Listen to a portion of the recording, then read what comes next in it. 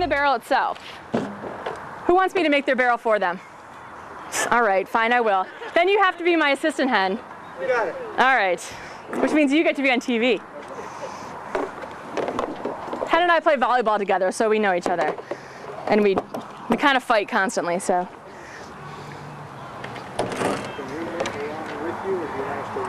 If you could just wait, that'd be great, yeah. It won't take me long to do this. The system that we use a downspout diverter. We do 2 holes in the barrel, and you guys are going to be doing this tonight. 1 hole for the water to come in and 1 hole for the water to get out. It's that simple. I'm not doing anything, earth-shattering up here. Let me see. Okay, I'll get the diverter. Before you guys leave, make sure you pick up your diverters. You didn't get those when you came in. They're up here in the boxes. Sorry. Make sure you pick one up. If you've ordered 2 full systems, you're going to put them on 2 separate downspouts or 3 or whatever. Make sure you take 2 diverters so you're not going home going, well, how the heck do I hook this up? This is what you get in your kit. It's about 7 feet of hose, and this is your downspout diverter right here.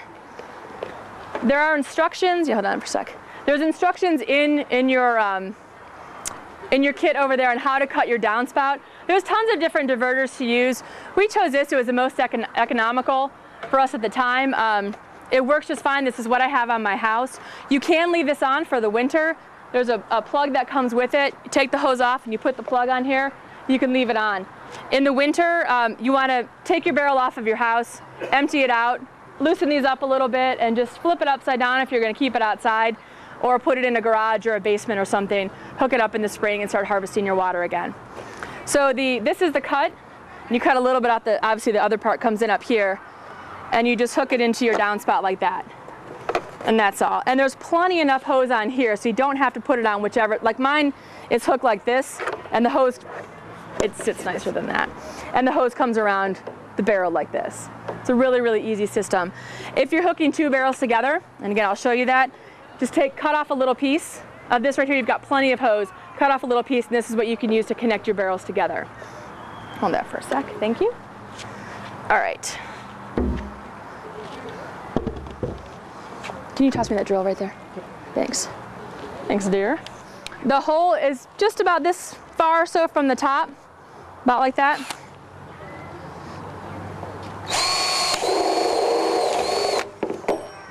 Don't do that. I bet my intern did that.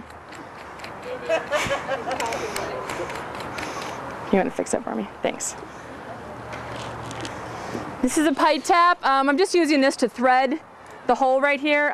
This tool costs about $25. You can take your spigot that you have and use it to thread it.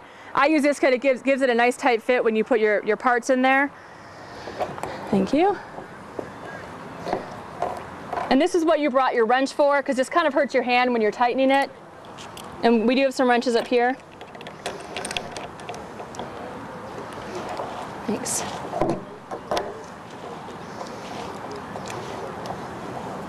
And you take this down to about 2 or 3 threads down there.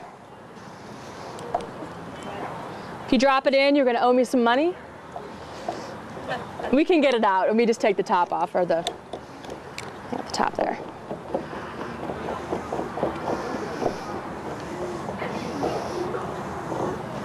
And I do need, can you grab me the hose barb, just the 2 pieces over there? A spigot and a hose barb. Katie can give it to you. Oh, right here. These are yours? Yeah. Okay, you guys all got your parts and everything? If you missed your parts when you were coming in, we have all the parts over there for you.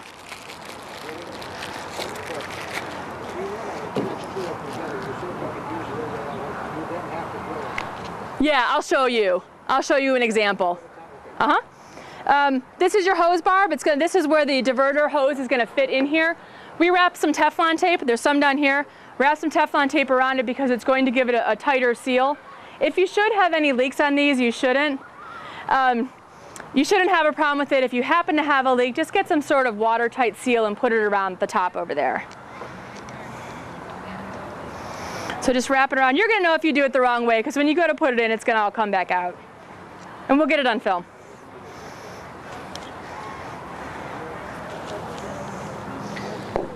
So just throw it in there. Keep it pretty straight. No, I don't think I need it for this part, thanks. Actually, I think I do. Thanks.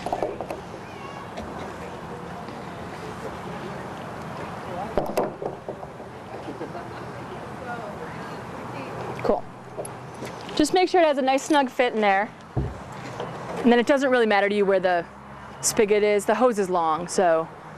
Nope. Doesn't matter? Okay. Again, the hose is long enough that it shouldn't really matter what side you put it on, so. Toss me the drill. Same thing with here, the hole on the bottom, you want it just a couple inches from the bottom. You've probably seen some rain barrels online or something where the hole is in the middle. It's really silly because any water that's below that spigot, you're not gonna get out. So you're always gonna have a little bit of water in your barrel, but it's gonna fill up quite a few times, so you're gonna, you shouldn't have any issues with it. Again, just a couple inches from the bottom. Thanks. Nice job on putting the drill bit back in. Thanks.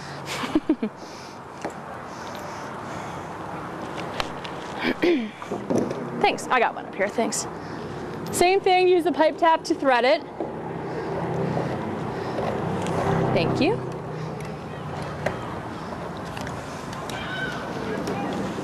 This is usually what takes the most time.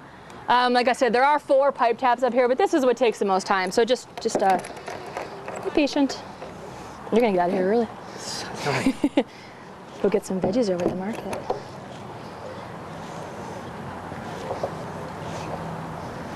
Again, same thing, just down to about 2 or 3 threads.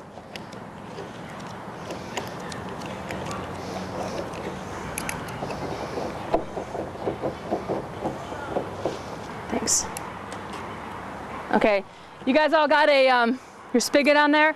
Take the Teflon tape and wrap it around here again. The easiest way that I found is your part on the one side with the threads out, Teflon tape in your left hand, and then just go out with your hand that you have the spigot in. So it's interesting. Let's just put it that way. There's always like yards of Teflon tape around here when people try to do this. It's kind of funny. So Amy, you're wrapping it a couple times. Just 2 or 3 times around is fine. Yeah. Yeah, you don't need to wrap it too much. And then just screw it in here. There we go.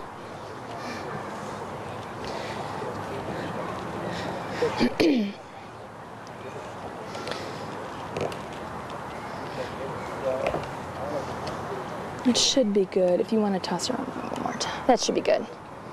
If you want to go around one more time, you can, but it should be okay. All right, that's basically it.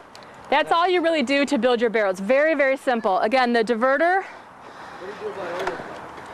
the overflow is here. This is your overflow system.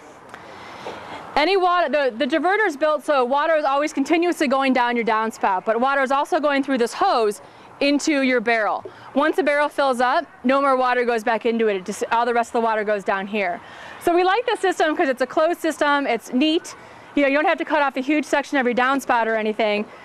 Additionally, when you hook up your barrel, think about where you're going to put it before you install it. Mine is directly in my garden. And when these barrels fill up, they weigh over 400 pounds, so you want to make sure it's on stable ground. Now mine's on soil, so I got some gravel, put it down there to stabilize the ground, evened it out. I got about 4 cinder blocks, 2 each, and elevated it. You may want to make sure your barrel is elevated. The higher you elevate it, the more pressure you're going to get. You're not going to be able to run a sprinkler off this. We're talking like gardening can or soaker hose or regular hose, whatever. And then, yeah, that's basically it. You want to make sure it's elevated and in a nice spot in your yard and on nice stable ground. So that's really it, you guys. It's a very, very easy thing. Let me show you how to do the second one. If you are doing, who's hooking up another one to it? Important thing to remember with hooking 2 up, you'll probably put it over on this side. If you got your thing here, maybe go on the other side, whatever you want. Hook the barrels at the bottom. A lot of rain barrels, you'll see them hooked at the top. So this one will fill up, then this one, then the next one. That way you need a spigot on each barrel. If you hook them at the bottom, put this barrel on this side, drill a hole on the bottom of each one, thread them, and you got more hose barbs. And if you're missing some, grab some from Katie. Put a hose barb on the bottom of each, cut off a little section of your hose, and just hook them together. You really only need, if you're going to put them close together, just a little bit of hose right there.